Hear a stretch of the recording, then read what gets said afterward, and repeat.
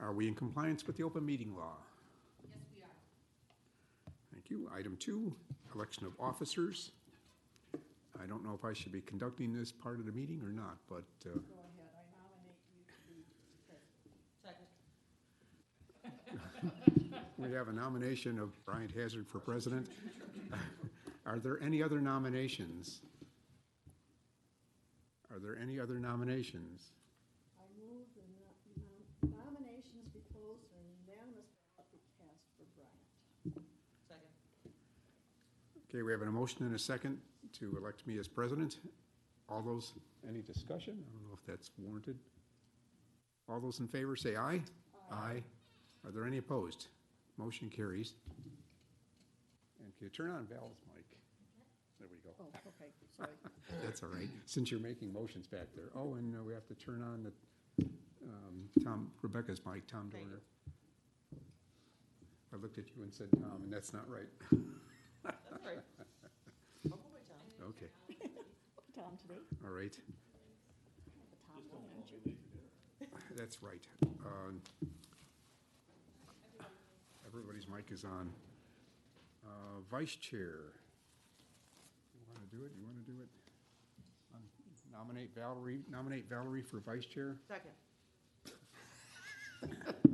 Are there any other, don't you love it the way we get along so nicely? Are there any other nominations for Vice Chair? Any other nominations for Vice Chair?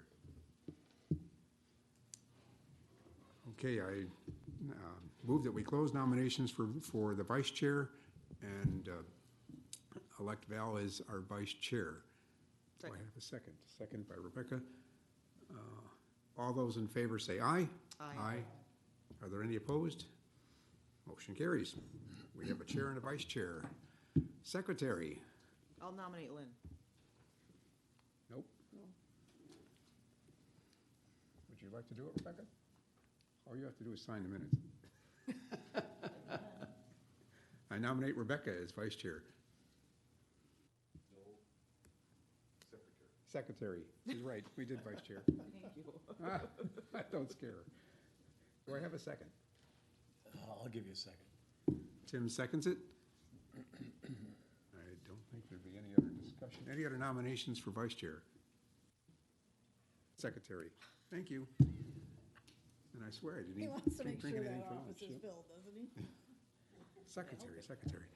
Okay, nominations are closed. I'll make a motion that we elect Rebecca as our secretary. All those in favor say aye. Aye. I didn't hear a second, but that's all right. I think we got it. Too casual. We are done with the elections. Meeting date and time, item 3. Is this a good date and time for everybody? Yes? Works for me. So I guess we'll keep that. I don't think we need a motion to do that. It's just a general consensus thing. Yeah, I think we should just keep until further notice. And Yes, if it's it doesn't work, then we will change it. right. I'll entertain a motion to adopt the agenda. So moved. Second. Motion and a second to adopt the agenda. Are there any questions or corrections or changes to the agenda? All those in favor of adopting the agenda, please say aye. Aye. Are there any opposed? We have an agenda. How about the minutes? I move to adopt the minutes, previous meeting. And I'll second that. Are there any questions, comments, corrections on the minutes? Hearing none. All those in favor of adopting the minutes, please say aye. Aye. Are there any opposed? Minutes are adopted. She would sign this anywhere, or is it on the back? On the back. On the back.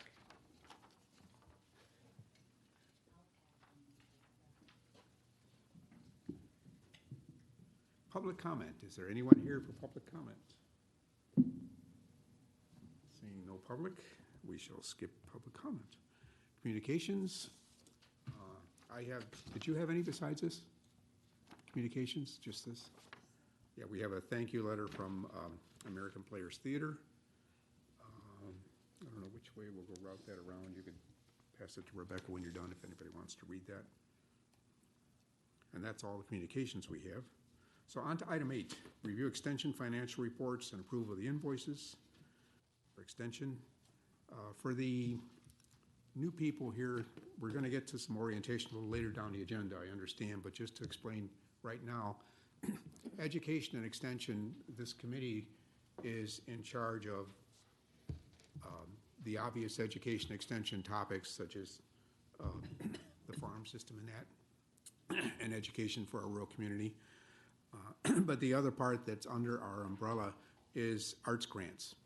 And so the budget is broken up into 2 budgets, one for the extension education, one for the arts grants. So the one that we're looking at right here on item 8 is the standard extension invoice list and budget. And with that all said, does anybody have any questions about the invoices or the budget? It's been our practice, has it not, that we do the vouchers for both extension and arts at the same time? I think usually the meeting is split into the 2 halves. It is, but we do the vouchers together. We could do that. We can modify the agenda, I guess. So the last large grant was paid out this month, so they're all paid in full. Okay, So that makes it easier for our numbers. okay. Why don't we go over the invoices for this first and complete this with the extension? Okay. Then we can skip ahead and look at the arts one. I move to pay the invoices. I'll second that. We have a motion to pay the invoices in the amount of $31,399. Or am I looking at the arts one? I'm looking at the arts one. There's the other one. Yep, $5,865.47. Thought that one was pretty high. We have a motion and a second to pay the invoices. Are there any questions or comments? Hearing none. All those in favor say aye. Aye. Are there any opposed? Okay. Now if I close this and skip that and go down to item number 10 has got the attachment for the arts budget. And we don't have any invoices. Oh, we do have the invoices. Why don't I see that attached here? I got a sheet of paper.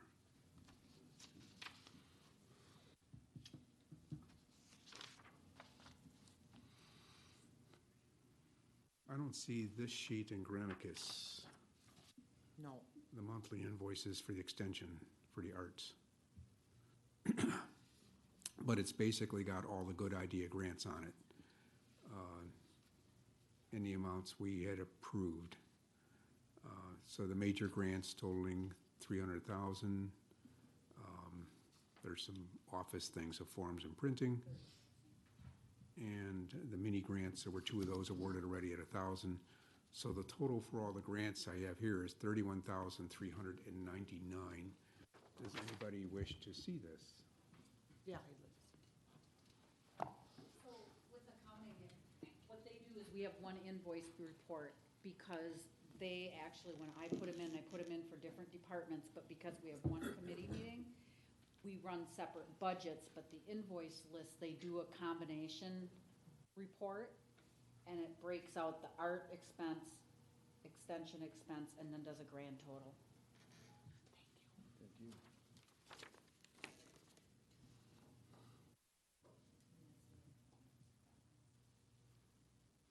Does anybody have any questions on the arts invoice? If I could have a question as a newbie here? Yep, you're our accountant. No, I'm not. Okay. Tell me what's happening here. You're talking about 2 budgets, 2 meetings. Right. Again, this is the Extension Education Committee, and we're not only in charge of the traditional extension, UW extension items and things, but Sauk County is one of, I think, only 2 counties that does art grants. And so this department is in charge of approving the art grants and distributing those funds. I believe the art grant budget is actually under the administrator and not under extension. Correct. Yeah, and I saw this come before the finance committee. Yeah, Yeah, We administer the program for for them. administration. And Brian, could I add just one piece of history? Originally, there were two committees that, and at one point, 12, 14 years ago, something like that, the then county board chair, and I don't even know who it was, said, why don't we put that in one committee? He didn't feel the arts committee, I think, had enough work to have a separate committee for it. So it goes way back, and now we're doing both, single committee, but two budgets. So you don't have to look on there. So the arts committee, Mention which is what I'll do. This is their budget. And this is the arts one. I'll let you keep them for your future. Okay, thank you. yeah, so the arts committee, our job is to manage the arts system in terms of soliciting applications for grants. We do major grants and minor grants. The major grants applications are received in the month of December. They're reviewed in January, and by February, we distribute those grants. Those are typically up to $5,000 apiece and up to the budget we have to spend for that. And then there's what's called minor grants, which we dole out throughout the year, and those have a maximum amount of $500 each. In today's agenda is 2 applications for minor grants, which we will discuss and debate and decide whether to fund or not. Otherwise known as good idea grants. Okay, I've seen that term. Yeah, good idea grants, I'm sorry, minor grants, good So idea grants. the grants that are 5,000 up limited, the funding for that comes for where?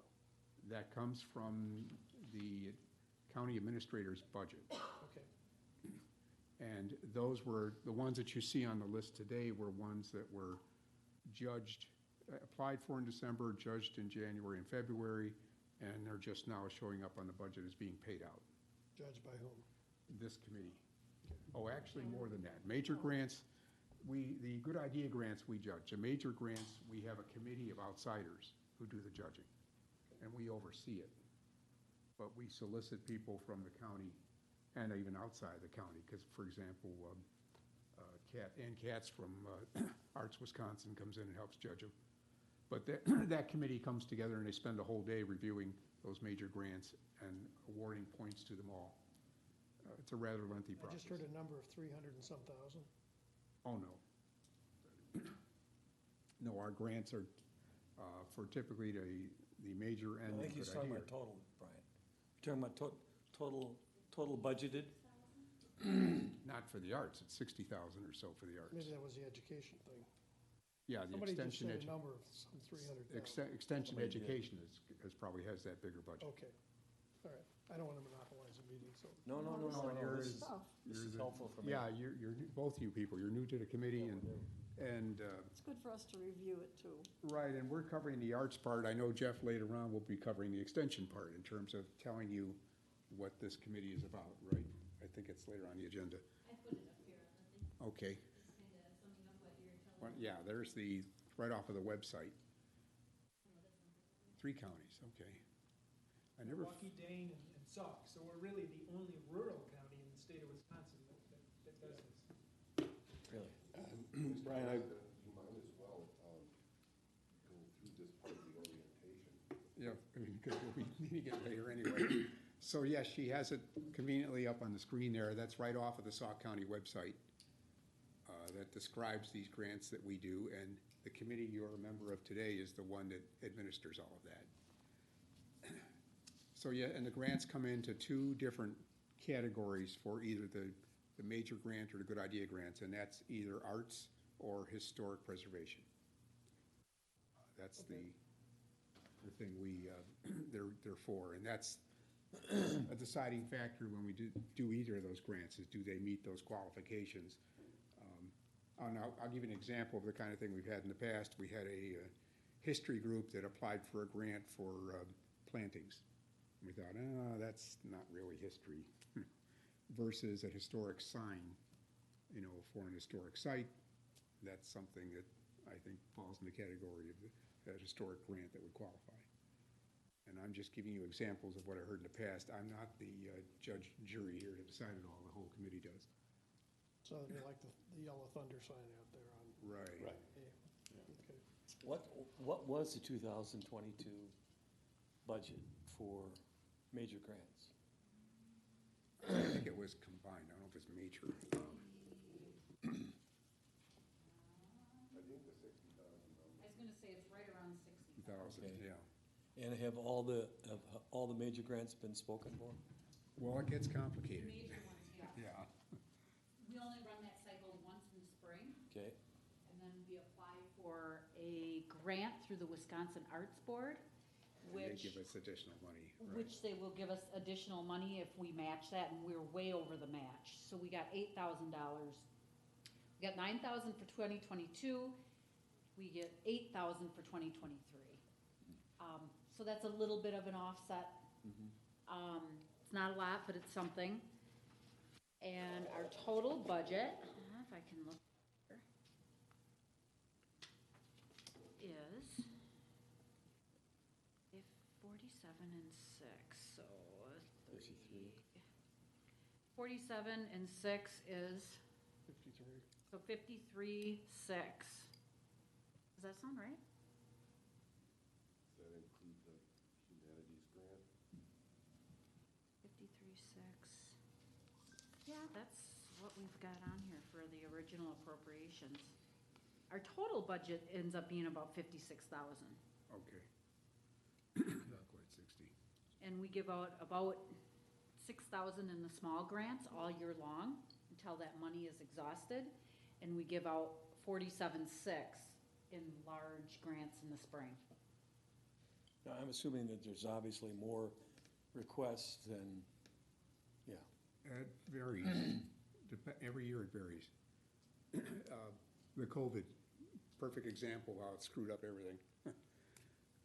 We had grants that we awarded and the money came back because they couldn't spend it. Because they couldn't have the event they were planning on having. Okay.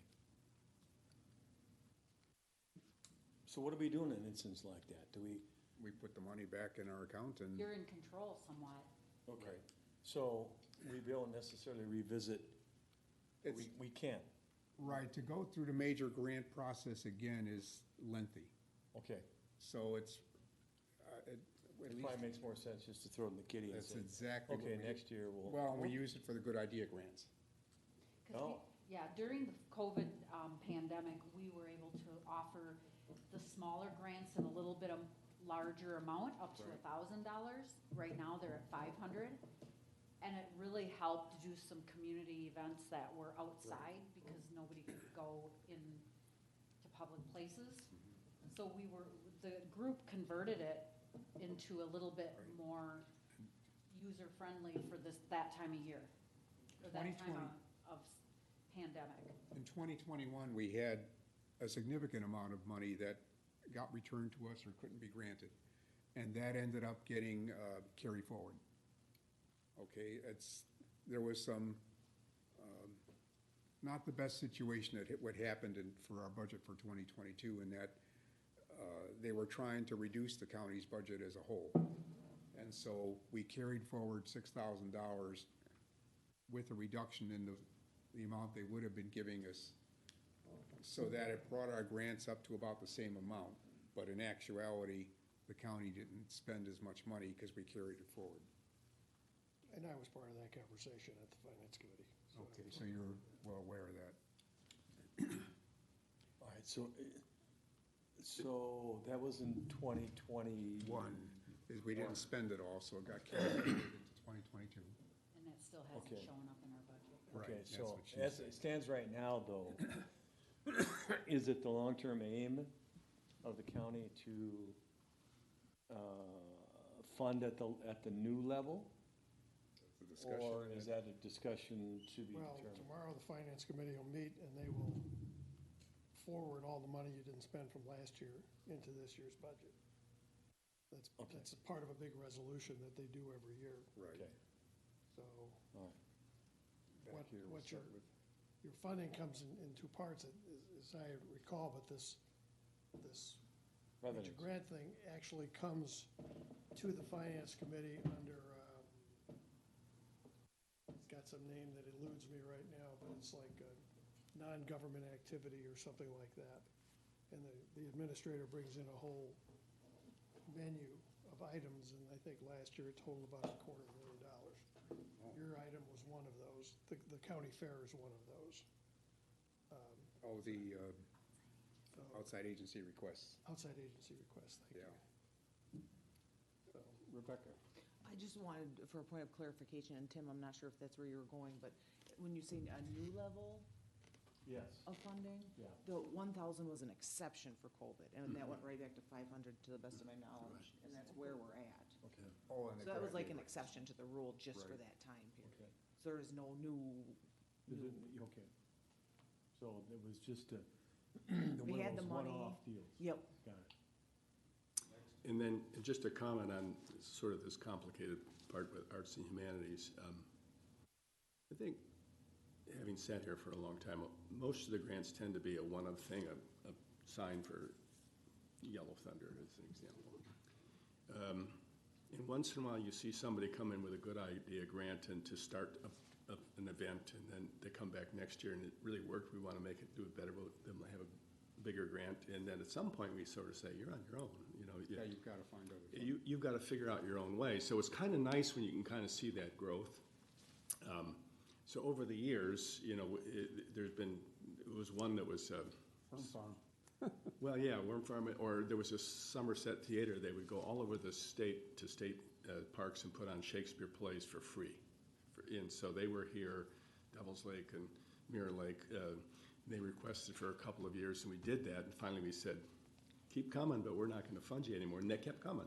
So they were trying to figure out a way to do their thing too. So I went to a couple of them. It was really wonderful. But so I think one of the things that I think about is that it's not like come in with a grant, we're going to give you that money every year.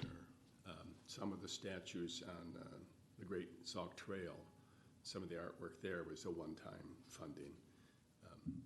If I could just add on to that, this outside agency list was not this last budget cycle, but the one before. There was a lot of conversation on the finance committee on exactly that. Right. We were not, there were one or two exceptions, but that they did, the sense was the county shouldn't be permanent financing. Exactly. Exactly. And We're you probably kickstart heard- them, but they need to Yeah. find their own. And you might have heard something about what happened with the Boys and Girls Club. Right. And some of those, it's like, we're here to help you get started, but we're not your continuing Right. reconstruction finance company. Yeah. But that is right on top of Right. exactly what you're pointing out. So we were talking about the budget and approving the invoices. Is there something else we have to approve here, or are we set? Oh, we have to approve that arts budget invoice, don't we? yes. The one, the paper that went around. Forward? No, the, You did the total amount, which included both. oh, okay. So that, we're done. Oh, that was done. Got it. So if everybody is on the same page as I am, we were on item 8. And if that's put to bed now, we could go on to item 9, which we already kind of started to do here as well, which is the introduction of committee members and a brief orientation on extension. And I'll turn it over to Jeff if you want to do this, or do you want me to do it? Well, you can introduce, if you guys don't know each other. Oh, yes, we'll do it Introduce yourself, and ourselves. then I'll Okay. take care of the other side. Well, Tim, as long as you're clearing your throat, you You can want start, to begin? man. I'm District 18 Supervisor. My name is Tim Thielen. What else would you like to know? Family's been, You live in Baraboo. live in Bearwood. Family's been here since 1950. Love the little town. Went away to see the world, came back, and live in Bearwood right now. And your wife, Mary. Amy, runs a dance club. And she's putting on a show right now. Bravo Center LLC is her company. And so, and she's been doing that, this is her 33rd year, my God. Jeez. And we love it here. And family started Teal Plastics, which is, the family is no longer an owner of Teal, but we started it here. What else can I say? I've had That's enough. numerous careers. Last one was in wealth management services. Thoroughly enjoyed it, and so retired. And hopefully living the good life. Okay, Thank you. and I guess we'll just go in a loop, I guess. And I'm Brian Hazard, and I think these two know that already. And I think the rest of you know that already. So I don't think there's much else that you need me to say.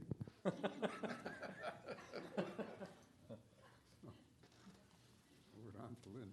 I'm Len Averill. I'm second-term supervisor for District 3 and also the town clerk for the town of Delona, which is no man's land between Reedsburg and the Dells. I had a hard time keeping a job. I've been a bank president, managed a brokerage firm for several years, was in the aviation business, flew people all over the U.S. and Canada and Alaska, spent 18 years in the military. Wow. Got old somewhere along the line. So, I'm not from Sauk County originally. I grew up and lived in the Milwaukee area, although first 10 years my wife and I were married, we lived in 9 different states. But Is that because of the military? Military? Oh, it's gotta be, yeah. it was, yeah, a lot of it had to do with the military, garden spots like Fort Bragg, and Ooh. all expense paid trip to Southeast Asia.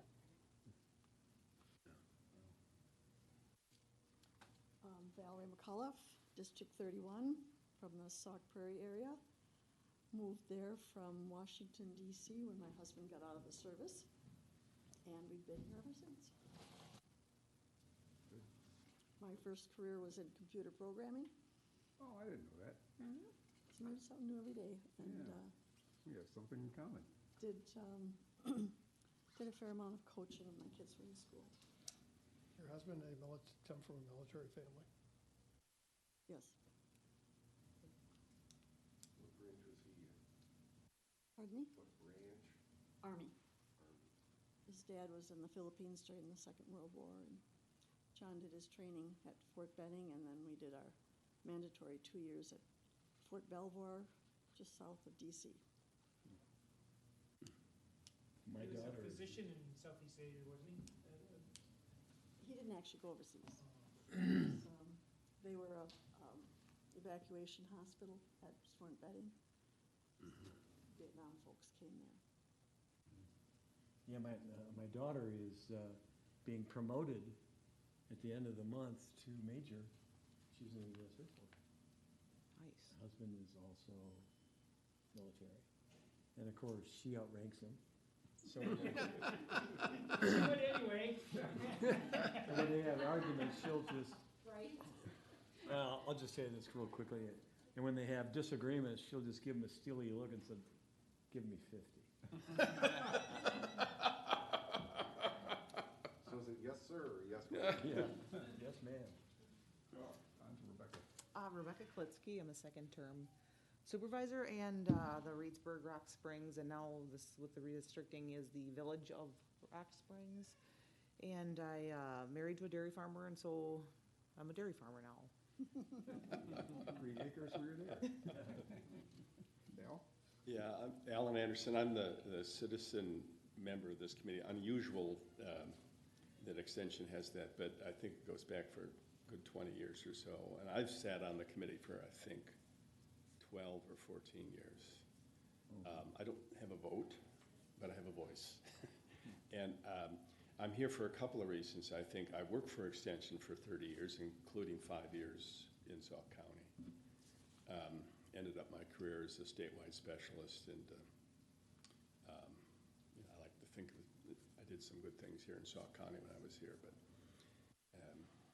and then I also was on the Fall Art Tour for about 10 years, and so I as a hobby, I've done woodworking, and then I was also on the State Humanities Council, which is an arm of the National Endowment of the Humanities for 7 years. And so I have experience of listening and giving out grants on the humanities side. So I kind of wear a bunch of hats. That's who I am. All right. And the rest are extension people. Well, we'll do that through the presentation if you don't. All right. Nope, whatever you'd like. So yes, if we're at that point where if you want to take over and Sure, do we extension, put together a brief orientation. that's what this sheet was from. And if you, Ryan, Rebecca, and Val are first-term graduates of Extension 101. We treat this committee, you are our new class of learners.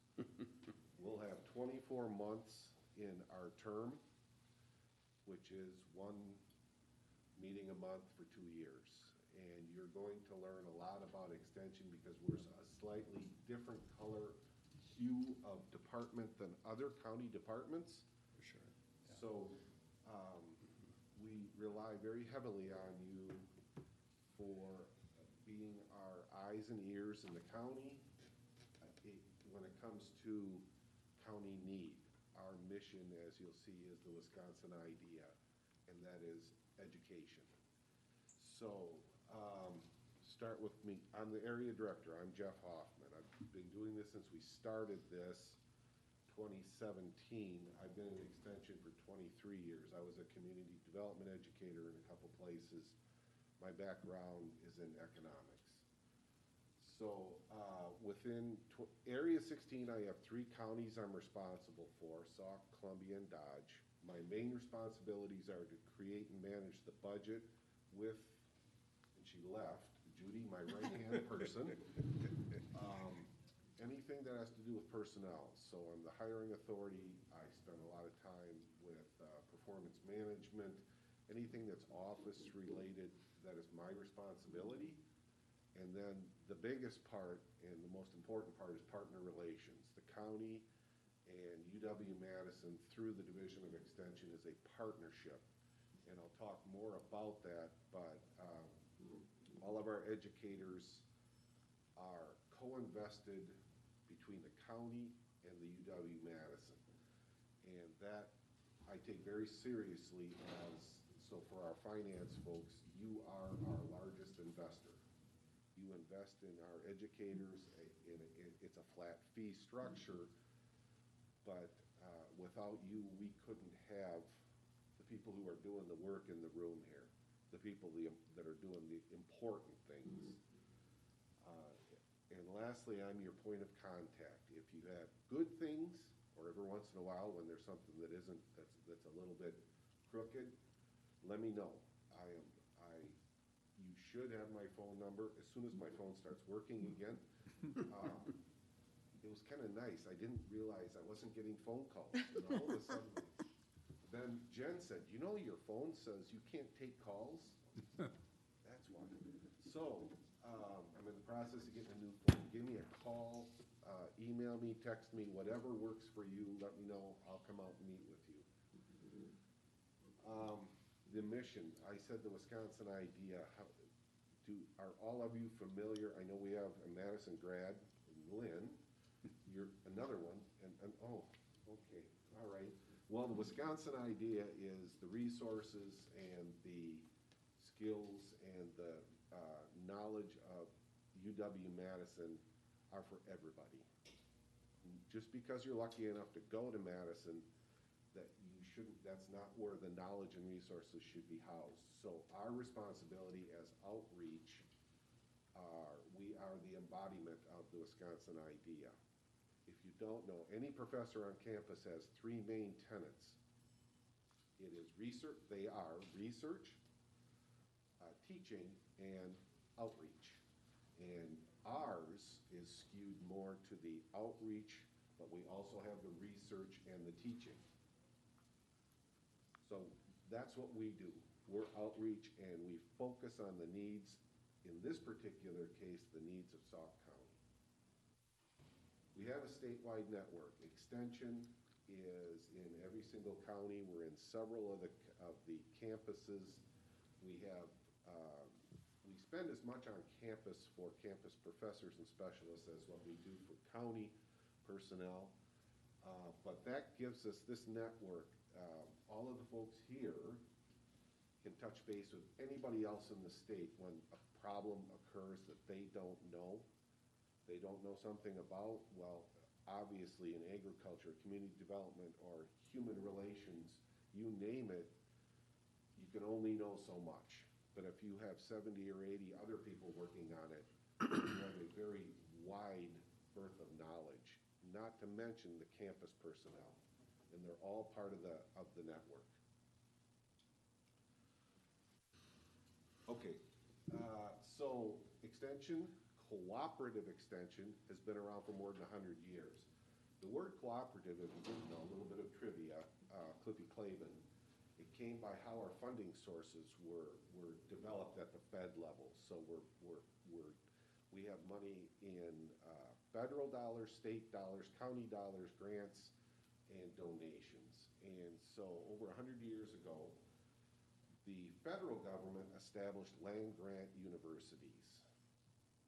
Are you familiar with what a land-grant university is? Okay.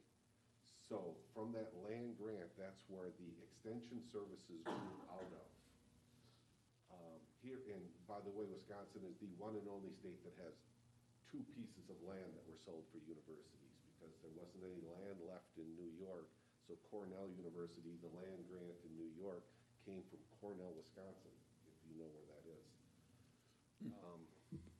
So over 100 years, up until right around the Vietnam War era, we were part of the UW-Madison structure.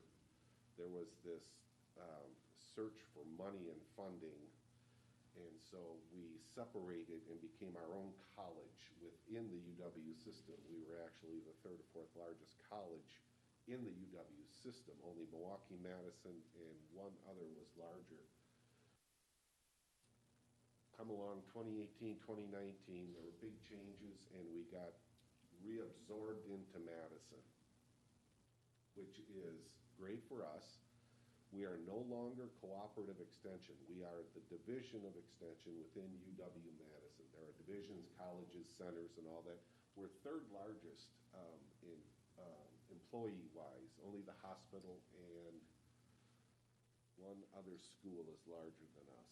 So we no longer call ourselves cooperative extension. We are the division of extension. Here, I think we go by, you can do it either way. The UW-Madison Division of Extension, Sauk County, or you can be Sauk County Division of Extension, UW-Madison. It gets really long, so we're just Sauk County Extension.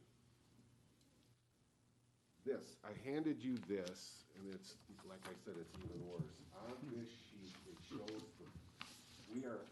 our departments are set up in institutes, and the institutes are the Ag Institute, the Community Development Institute, the Natural Resource Institute.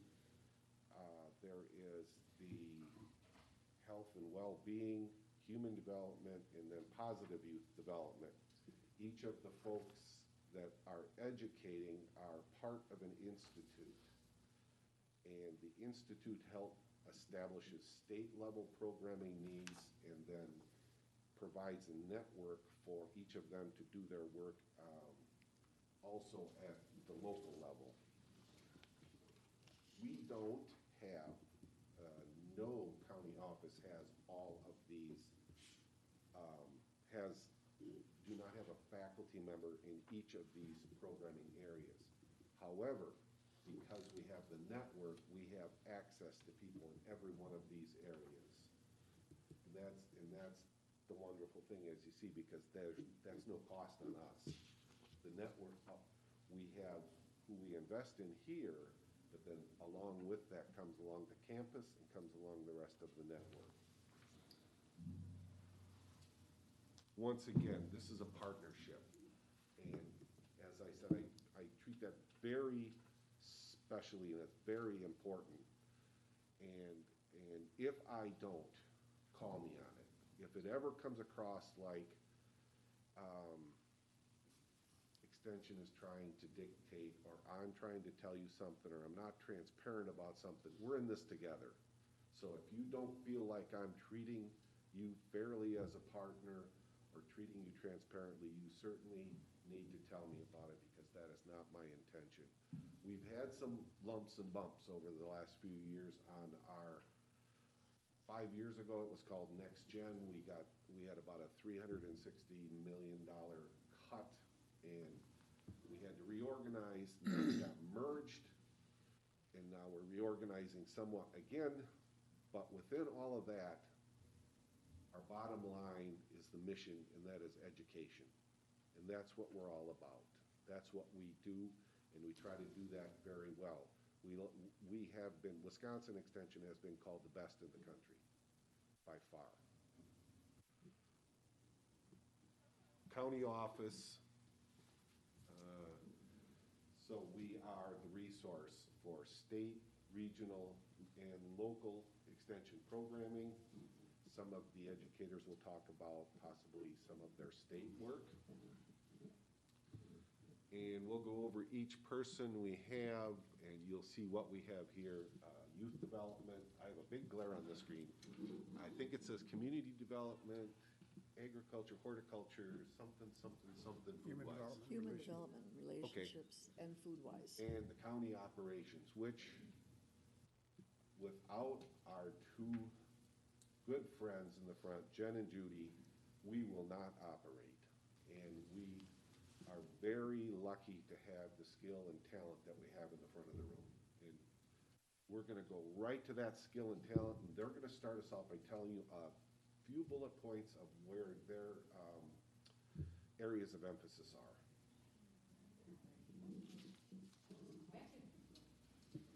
So I'm Jennifer Nelson. I just started with Extension a few months ago, back in March. I'm the project coordinator, so I help with all the educators. I support them. I also do marketing, social media, their website information, and I also help in the front office. So I'm very important to all of them. 10% of Jen, 10% of her time in the budget is dedicated to the arts portion of this committee's responsibility. And I'm Judy Gergel. I've been with Extension, actually the county was trying to figure this out, 15 years, but with Extension for 12. I kind of have seen enough of the cycle to know a lot of the knowledge of the office, so we offset each other. Jen is my backup to everything out at front and vice versa. And I do mostly office coordination and support staff supervision, financials for both extension education and with Brent Miller, administrator. We work with the arts budget and the financials for paying out the bills or purchasing for the office, and then also committee support.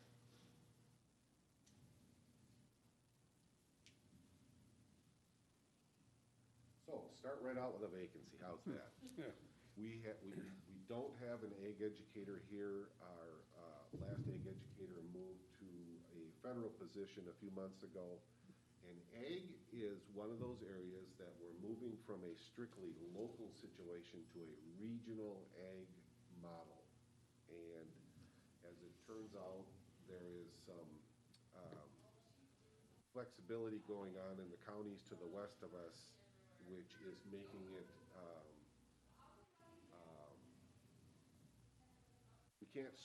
we don't know how to advertise yet, whether we're gonna try for 3 counties or 2 counties.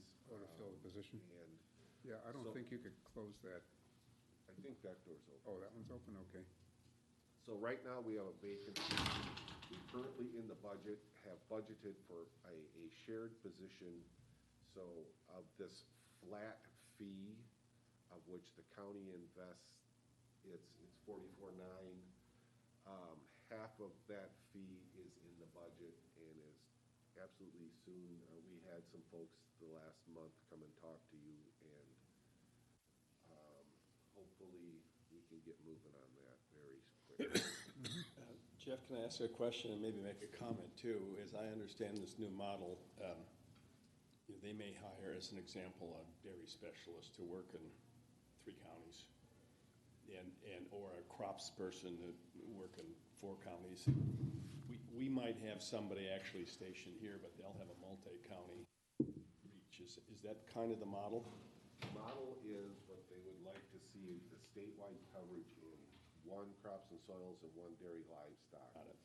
So each, depending on how many counties are in there, you would just divide the total by that much. So Yeah. I have a region in one of my other counties, we have a 5-county dairy educator and a 2-county crops educator.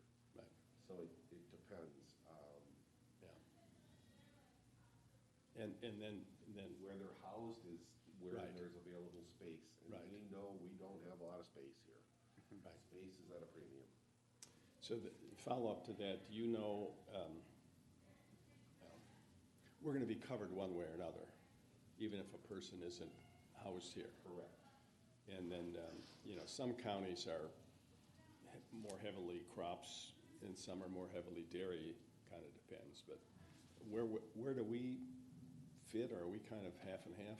I mean, I think of Columbia County being more crops than dairy. They're both there, of course, but. Well, right now, I think Sauk ranks 3rd in the state for swine. Second. Okay. So it's up very high, even though those numbers aren't significant. Beef is pretty high. Right, okay. The thing to keep in mind when we say crops and soils and dairy and livestock, those are very broad topics. So what we're trying to do is, let's say, hire a dozen of each of these, and they'll each have their own areas of emphasis. So somebody might be corn and really have a higher or a deeper knowledge of corn. The next one, soybeans. The next one is another, it could be wheat or cover crops. They are going to have to work together as they cover the whole state so that we have a deeper level of research being provided without every county needing to have somebody in that county. We just can't, we don't have the money anymore. We used to have, do you remember how many ag agents? It was somewhere in the 80 or 90 Probably more range. than that. Columbia County had 2, Juneau County had 2, Sauk County had 2 ag agents at one time. That's the way of the Somebody past. covering dairy, somebody covering, crops but that's gone, for budget reasons. The need is still there. If you suddenly have a problem in your cornfield of some disease, you want to have somebody come in and say, this is what you got to do. Yeah, but now Or we don't here have, are your options. I could understand in the past that ag agent had to be a jack of all trades, Absolutely, whereas now they could specialize. yeah. And sure, they may be in the next county Yeah. over, may take longer to get there, but at least they know a heck of a lot more. And even back then, there were, you'd get an ag agent who had his major in dairy science, or somebody else who was an agronomy person, or, so they had an area, but they had to cover it all, how to cull chickens. Who's gonna give birds, who's gonna lay eggs, High-level research being done in dairy science, world-renowned in genetics. And we can tap into any of those professors to get things answered.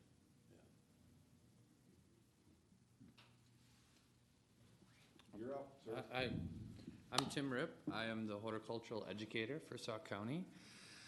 My primary duties with the county are diagnostics, which this time of year, my email and phone is definitely buzzing like the bees. But with that, I also am working through different community programs. Right now, my focus is on pollinators. I've been working with some other colleagues. We talk about the network with the university and the state as a whole. I've been working with a couple of colleagues in both Rock County and Brown County for a statewide pollinator week programming that we're working on. That will be an annual project. This is our inaugural year of that. So it's a week-long coordinated effort of webinars and information and a whole website full of activities for kids and families to do at home and to take out into their environment. So that's one aspect. Also working on local pollinator issues. We just had a program out at White Mound, which we brought out one of the specialists, the entomology specialist, PJ Leash. So they're again tapping into the UW network. Bring them to our county and share their knowledge with the residents here. We had a really good turnout for that actually, and folks from all over, all the Leopold Center and Xerxes Society and some others attended, which was really great. And also I'll be working with, another program dealing with invasives, which is another big issue we deal with in our woodlands and fields. So that'll be coming up in June and some other things hopefully in the fall. So I am only 35% time, so I'm really in the office one day a week, and my other day is kind of at large. It's about 14 hours a week. And I just try to hustle around the horticultural world, answering questions and, everything from what's digging up my yard to why did my apple tree die? So that's what we're doing here, so. What is your relationship with Chris Miller? With Chris Miller? I don't know if I know Chris Miller. I believe he's USDA. Okay. And like, for example,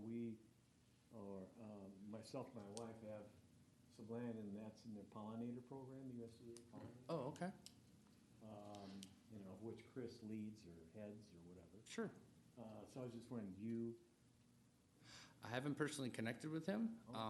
This pollinator week programming that we're working on, we are working on building a network. So I can definitely reach out to him and make that contact. Yeah. A year or so ago, the Ho Chunk Nation provided a program with. Was that what you were referring to? this program is Just USDA driven? Yeah, it's a national program. Okay. And we've been in, actually, we are fifth or sixth year. Okay. If you ever want to see our area. Sure. Yeah. I'd be interested for sure. A whistle, but Chris was the one that sort of introduced that to us and said, why don't you consider doing this, and 5-year stint. And during that time, they basically turned the area, and they kill everything off, they replant it. Takes about 3 to 5 years to get it established. Yeah. Yeah. And now it's probably finally coming into fruition, right? Well, it is. I mean, it's wonderful. You walk down midsummer, and you hear this hum, and it's because of all the bees and all the all the critters are down there, and they're buzzing around, having a good time. Yeah, that's great. Yeah, like I said, we're still working on building the program. It's still in its infancy, so I'll reach out to Chris and make that connection. Thank you. I guess that's me, Morgan MacArthur. Grew up 5 blocks from where we sit, up on the hill on Birch Street in Baraboo. And couldn't wait to leave this place when I graduated from high school. And I succeeded in that, went to veterinary school at Iowa State University and kept going. Ended up as a large animal practitioner in Idaho for 15 years and grew tired of winter, so I wanted to move south, and I did. Great sense of direction, but bad sense of distance. Ended up in New Zealand. Where I lived for 10 years and worked in the pharmaceutical industry, and family deaths and all sorts of other issues attracted me back home, and so now live in Milwaukee, but had a hankering to stay engaged and re-engage and re-romance the county where I grew up, and came back to Baraboo on visits and befriended a woman who's no longer with Extension. Actually, she's no longer with this earth, Lynn Zick, who worked in the office, and somehow in conversation she suggested that I go through the Sauk County Institute of Leadership. I said, what's that? But I did, and I graduated in 2014, and it was a game changer for my relationship with the county, my relationship with myself, and my relationship with leadership. And so fast forward the story, the woman who facilitated Sauk County Institute of Leadership called me a couple years later and said, look, I'm moving on for my job. You want one? And I said, sure, I'll take that job. And so I came to Extension part-time and engaged with facilitation, participation on the other side of skill. And had a brief stint as interim ag educator when the seat was truly going cold, and they said, we need a warm butt in that seat. Could you sit there for a day a week? I said, fine. I was okay with the animal questions, but when the farmer would talk to me about corn, I'd say, I think your shoes are too tight. You've got corns. So that didn't last so very long, but recently Jenny Erickson, who I tag teamed with as community development educator there in the office, she went to UW-Madison, and I expanded my role now to 4 days a week as a community development educator, and it's a ton of fun, very gratifying, satisfying to be back in the hometown, back in the home county, and hopefully injecting some good stuff in many forms, many fashions to Sauk County. And for me, the flagship program, the one that engaged me with Sauk County was Sauk County Institute of Leadership. On the left-hand side is the picture of the most recent class at our retreat that started last year in September at Durward's Glen. And on the right-hand side, as many of you participated, Val, that's your picture. Thank you very much for taking that photograph. But we presented the graduating class in May, just a few weeks back, to the county board meeting. And it's just so gratifying to work with these people from so many areas of the county. We had a dairy farmer in there from Dairy Forage Research Center, several in healthcare, insurance, finance, ministry, across the county, and so basically turn them on to, Tim was in the last class. Turn them on to what's going on in the county challenges, also turn them on to their own potential. And it's a thrill to be part of it and to learn along with them. And then we sort of seed the county. We've, over time, 20 years, over 400 alumni from the skill program in the county. And as I referenced in my little talk there, so Bryant and Tim and I know each other through Friends of the Campus Foundation, scholarship organization up in Boo-U, and we had a fundraiser in April? Yeah. And just from the platform, I asked for a show of hands for how many people in the room were skill graduates, and it's thrilling to see how many people have been through the program and to see where their station is in life. So there's influencers everywhere, and we like to think that we've touched them in some way. Other elements of this job that now, as I'm full-time, are expanding. Lynn, I'm coming to see you on the 13th of June up at your town meeting, and I'll be there to talk about the Sauk County Well Water Testing Program. We test over 100 private wells in 3 townships per year. So Delona, Delton, and Fairfield this year. It's a voluntary program, but it's encouraging private well owners to test their wells.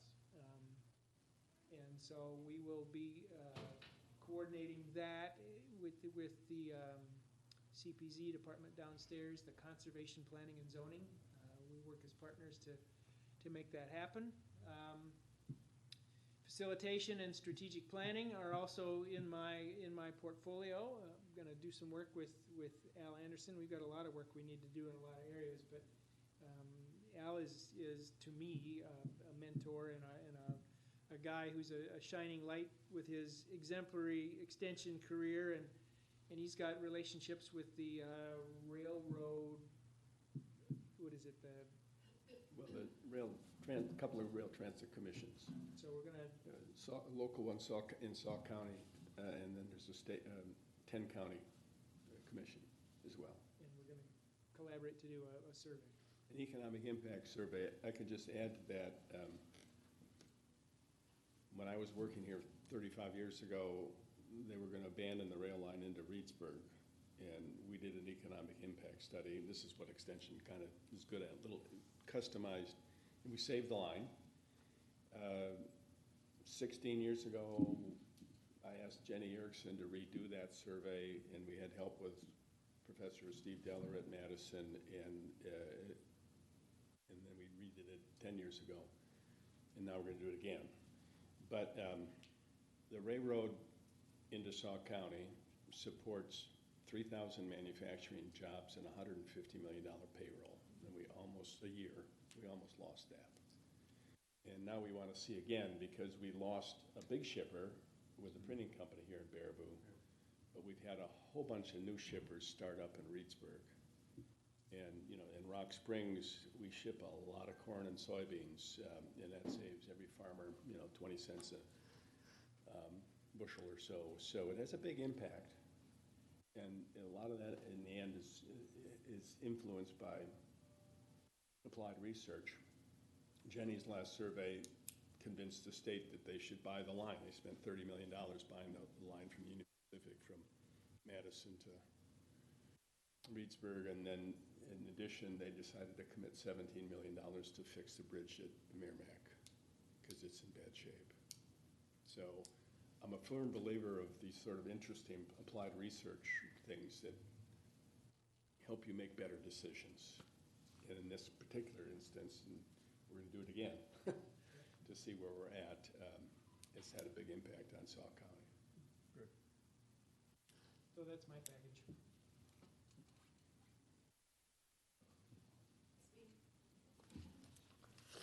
Can you turn my mic on?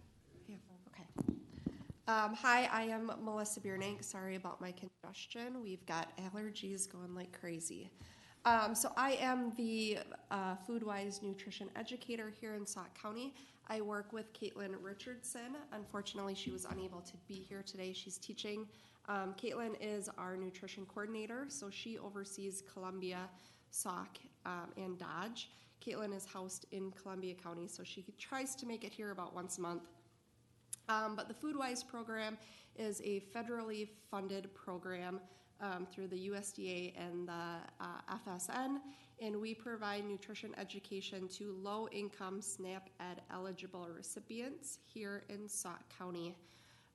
So what that looks like is 90% of my time is spent in elementary schools with our youth providing nutrition education. We go off of the USDA's My Plate to provide our nutrition education, and then we have core objectives based off of the My Plate.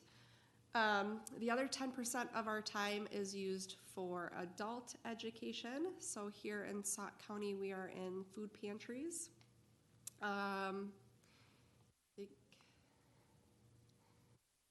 Yeah, that's FoodWise.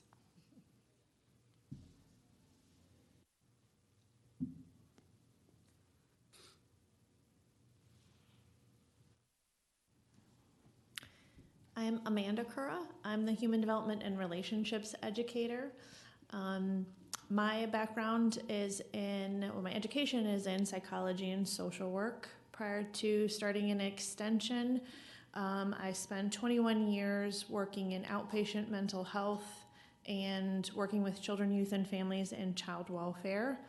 I worked both in Wisconsin and in Cleveland and abroad in London. Before returning to Wisconsin.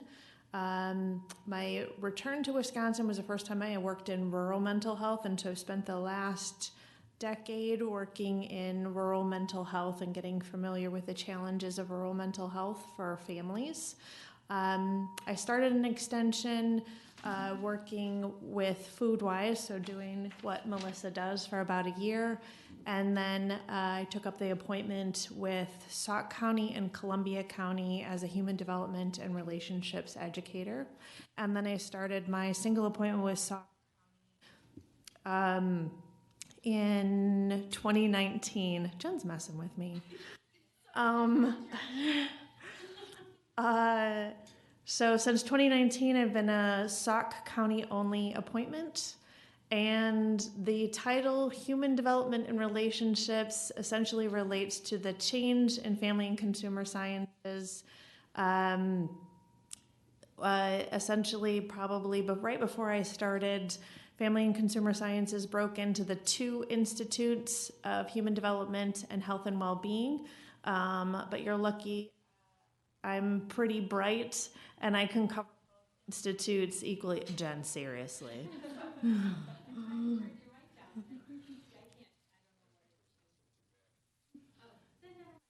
All right, we're good. So I can cover health and well-being, which is essentially what I cover in health and well-being is behavioral health, which is obviously my predominant background. But I also work a little bit with Melissa and Caitlin on some of the physical health stuff. So you'll be seeing over the coming year some Strong Bodies programming, which is programming some exercise and nutrition programming for 40 plus. So we're excited to be working with our ADRC this coming year to be bringing that programming back into Sauk County. It hasn't been around for a little while, so that's exciting. And then I also work, hopefully we'll be working in our schools over the coming year with Around the Table. So I'll be talking to them about that, which is working with youth a little bit around encouraging healthy eating, but also working with mindfulness. So working around some of the trauma that comes with eating and eating with families. Not all kids grow up with that sense of we all get around a table and eat together. So we want to encourage those habits. We want to encourage children to have those habits. We also want to help them learn that they can encourage those conversations with their family through mindfulness. So kind of combining behavioral health and physical health. Some of the ways that I work with families in terms of individuals and families around strengthening communities. I do direct education, so that looks like traditional direct education, parenting classes. You'll hear me talk about some. Triple P is one that you'll hear as we move along over the course of the next year. I also do research. So one way that I encourage the community to participate in research is by engaging them in focus groups. So one big research project that I've been engaged in over the last 2 years is the Fatherhood Needs Assessment. So the state of Wisconsin did a huge fatherhood needs assessment over the last 2 years. That work is now being published. I'm a co-author of that research project. That research has won an award, and my research team will be presenting that at a national conference of extension colleagues in North Carolina later this fall. And there were several Sauk County fathers that participated in that research from our Latinx community. So we're very proud of that. As far as my behavioral health programming, I've been doing more and more requests for behavioral health work. I also am a co-author of some ag farm stress research since September of last year. We will be presenting some of that work by September of this year, but we're actively engaging in a lot of that work, and we have a coalition here called the Farmer Angel Network. You'll hear a lot about the Farmer Angel Network and the good work they do here in Sauk County, and they're extending their outreach now into Richland County as a jurisdictional partner. We share a lot of farmland with Richland County. We share a lot of agricultural partnerships with Richland County. So that's been a great amount of work that they've been doing in decreasing farm stress and farm suicide in our community. So that's been a really good partner, and I hope that you'll hear a lot of really good work out of that. They've also participated in the farm stress suicide research that we've been doing over the past year. So that's a large part of the work that I do. Are there any questions for me?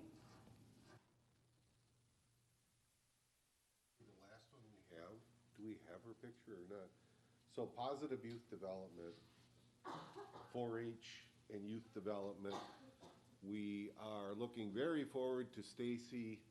We lured her away from Baraboo School District. She was the STEM coordinator. She's gonna start with it. She was actually here all morning setting up her office. She'll be here starting June 9th. So we're very excited about that. She's excited about being here and looking for some really interesting growth in the world of STEM projects, I think, in robotics. That's something that will be new for us here, and that is right in her sweet spot. So she'll be here next month. Good.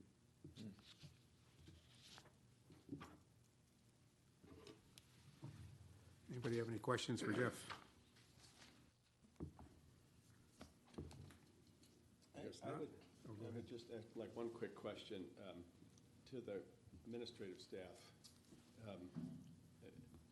Could you share with the committee what it's like when, with phone calls and walk-ins, when the person in charge is not here? Because it happens, you know, and what do you feel, how do you deal with that? How many people come in, especially, I know in the summertime, the horticulture questions skyrocket and other things. So when people call in, I will generally take a message in detail. I give them options. We can get back to them. We also have a website that has a great horticultural questions, because that's the majority of them coming through, or agricultural.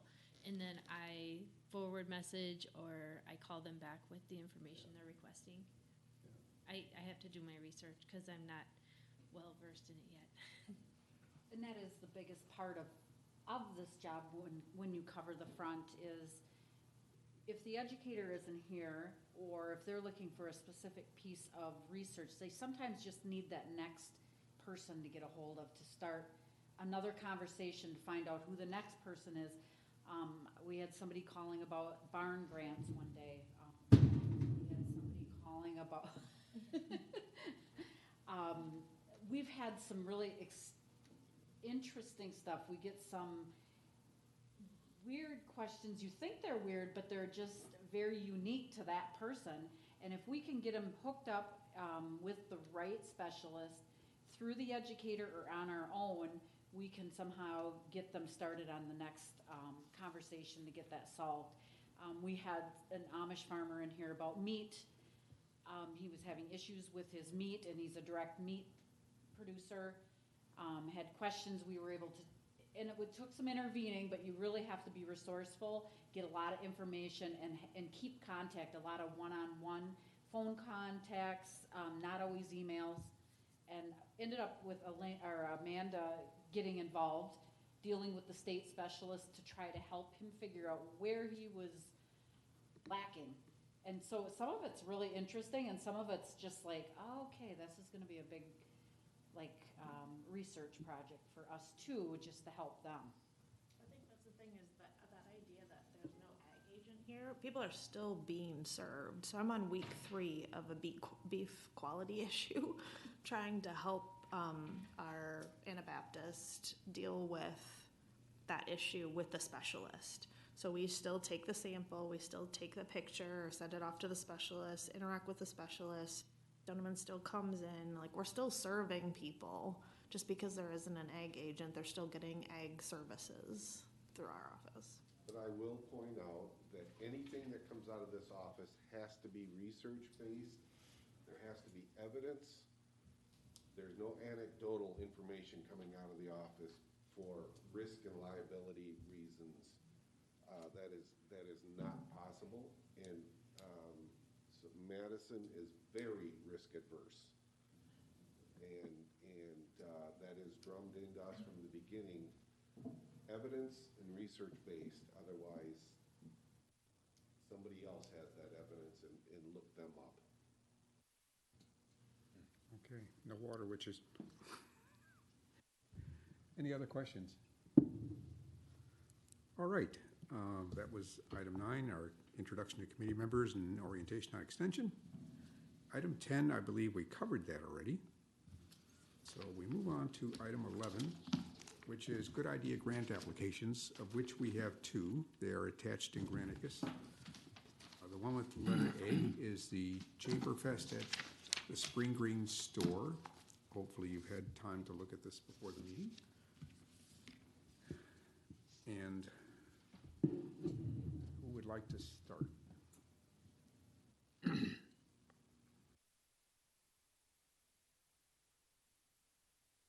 I looked at it, I thought it was pretty good, but. I'd say I'll make a motion to approve Fund it.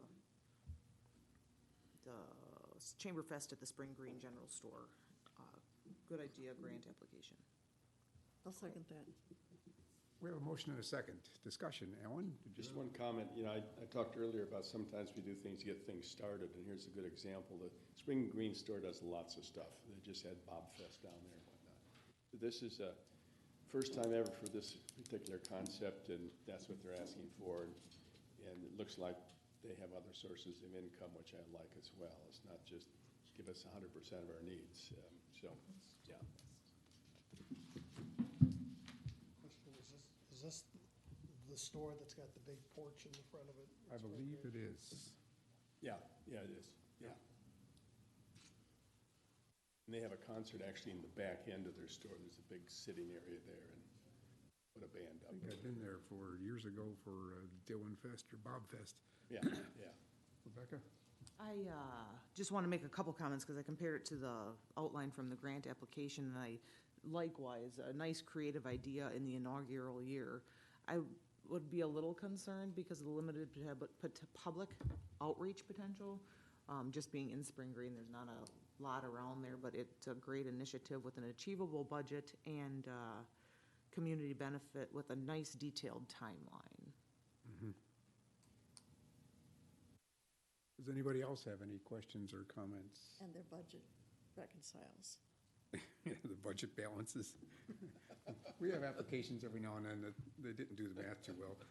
That store is more a community cultural Oh, it center is, than it anything. is. As an example, did you bring up the mural? That is at that general store? No, I don't know anything about the mural. Okay, I was gonna say, we did, We funded fund that. them in a couple of years ago for $300 for a small, like a mural. So, Last time I went to a place in Spring Green, it burned down the next day. Yeah, Old almost. Ghost house. Don't go there. Okay, any other discussion on the motion on the floor? In that case, I'll call a vote. All those in favor say aye. Aye. Are there any opposed? Motion carries. If I could get my iPod to work, there we go. Boy, I love his name. Zuzu Robido. Well, and you and I know Scott Rawson from things he's done before with Cab Theater. So yes, the next one is Scott Rawson and his improv group with Cab Theater. Anybody have an opinion on that one?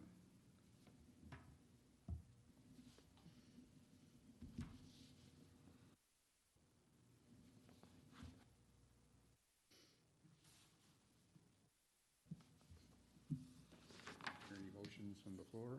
I'll move to approve this. Second.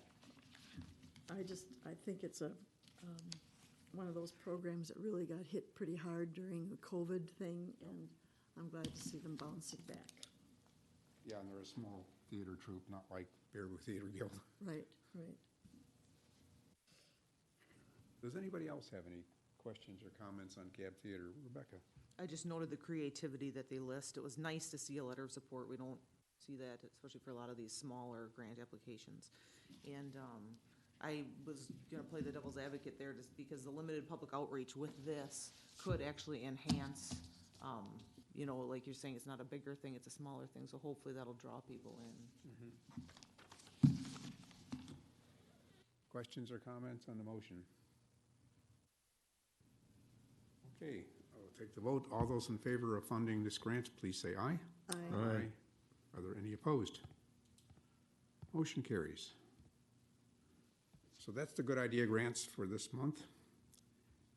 Item 12, our next meeting date, we've discussed that already. For now, we'll continue with meeting on the first Wednesday of the month at 1 p.m.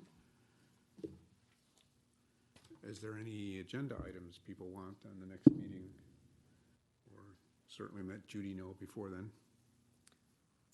I'll move to adjourn. Second. We have a motion to adjourn. All those in favor say aye. Aye. Aye. Are there any opposed? We are adjourned. Thank you, people. I'd like to tell you a little story about extension.